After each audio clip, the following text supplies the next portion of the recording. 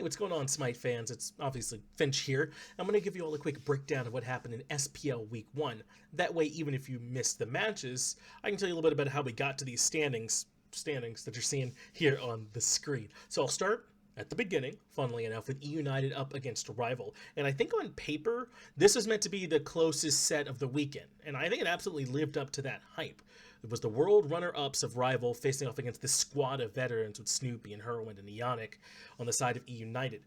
And I really felt like the big difference makers in this set were the mid laners. Captain Twig struggled at times, making odd positioning mistakes, being in spots he had no business being, and dying really before the fight even started. And Hurrywin, on the other side, well, he did anything but struggle. His Ola run was on fire in game number 1. I don't know how he went so much time without dying on such an unsafe mage in the mid lane, but he found a way to get it done. And then on the Habwa in game number 2, he makes the game-saving play by stealing away the FG from right under Rival's noses. And I have watched that play back time and time again, and I really just don't understand how they missed at that Habwa there. I don't even think that Herwin was being particularly stealthy. That's really more of a misplay by Rival, but got to give credit to the guys that came out on top, and that was absolutely E United. So they got the victory today, but this set was close. These are both clearly really high-end teams. I'm expecting both of these teams to finish in the top 4 and to be contenders when we make it towards the end of the set and get towards Worlds. The next set was PK up against Radiance, another powerhouse matchup between the defending champs and the new super team on the block. And I know, super teams rarely work out, but you can make the case that each of these 4 players on Radiance are just the best in the world at their roles, right? Aurora, Cyclone, Spin, Adapting, and Benji, I think all have legitimate claims to those titles.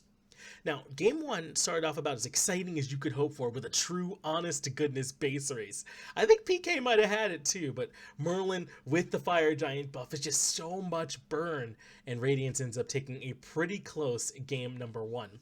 The second game was just as close, and it gave us a chance to really see how these two top-end junglers would end up pairing up, and I mean Kivo, Fred, and Adapting in that regard. I think 1 and 2 in the jungle conversation respectively.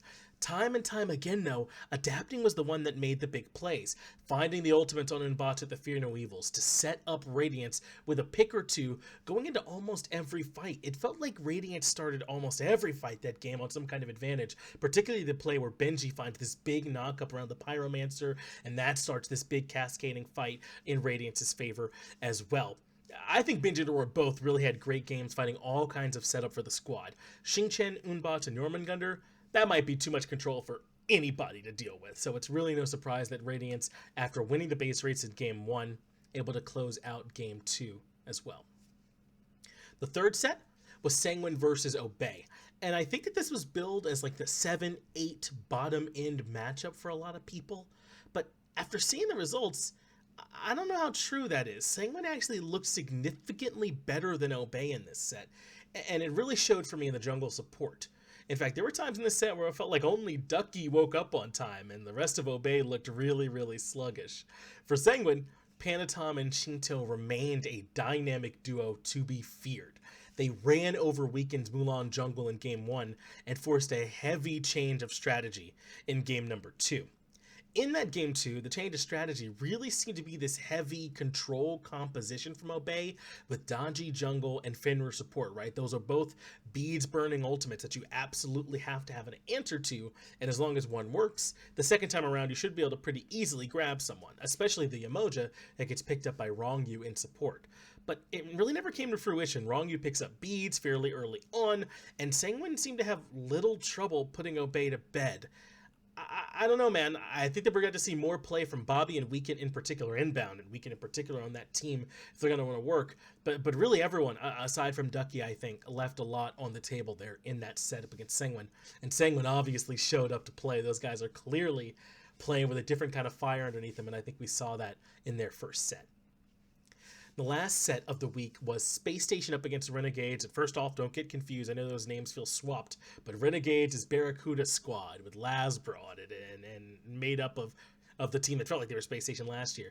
And then Space Station is formerly Renegades. This is Raffer's squad with Dardez on it, and they added in Vote into the Hunter role. Nika's over in solo, Cherio in jungle, and I think that this was supposed to be another one of those sets that was kind of actually going to be a stomp. I really did not have high expectations coming into it, but Renegades absolutely proved me wrong. They may not have won the set, but I think they put everybody on notice. Their game one strat of getting to the late game with an Aphrodite seemed to be working, but Venenu's execution was kind of off in a couple of the key moments, a bit late on the Undying Loves and forcing his teammates to use relics when they should have been able to rely on him.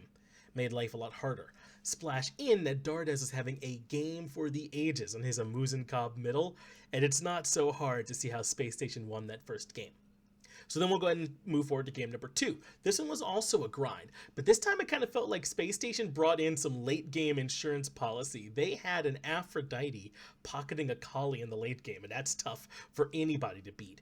The only problem with that strategy, though, was that Lasper was actually a man possessed, finding all kinds of miracle plays on his Unbots. Unbots kind of felt like the hero of the weekend, by the way. That jungler seeming pretty strong right now. Unfortunately, though, he couldn't keep making those stellar plays forever. I personally felt like they were putting all their eggs in one basket with this Unbots. They did not have enough other forms of setup or initiation, I didn't think, in this draft.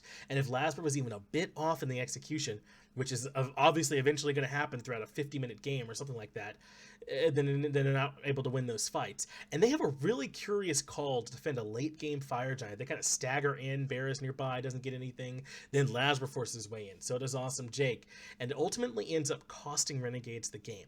Now, I do want to say, again, that I think Renegades played a lot better than a lot of people were expecting, myself included.